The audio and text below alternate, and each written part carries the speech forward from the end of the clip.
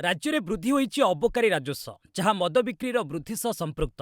ବିଧାନସଭାରେ ଆଇନ ଏବଂ ଅବକାରୀ ମନ୍ତ୍ରୀ ପୃଥ୍ୱୀରାଜ ହରିଚନ୍ଦନ ତଥ୍ୟ ଦେଇ କହିଛନ୍ତି ଯେ 2022-23 ଆର୍ଥିକ ବର୍ଷରେ 5,83,44,000 ଦେଶୀ ମଦ ବିକ୍ରି ହୋଇଥିଲା, ଯେଉଁଥିରୁ ଆହୁରି ବୃଦ୍ଧି ପାଇ 2023-24ରେ 5,88,85,000ରେ ପହଞ୍ଚିଛି। ଏହି ସମୟରେ ଦେଶୀ ମଦ ବିକ୍ରି 84,37,000 ଲିଟରରୁ ବଢ଼ି 98,43,000 ଲିଟର ହୋଇଛି। ଏହାର ପ୍ରତିଫଳରେ 2023-24ରେ ଅବକାରୀ ରାଜସ୍ୱ 7,21,699 ଟଙ୍କାରେ ପହଞ୍ଚିଛି। ବରଗଡ଼ ଜିଲ୍ଲାରୁ ସର୍ବାଧିକ ଅବକାରୀ ରାଜସ୍ୱ ଆସୁଥିବା ସ୍ପଷ୍ଟ, ଯେଉଁଠାରୁ 124,99,00,000 ଟଙ୍କା ଆଦାୟ ହୋଇଛି।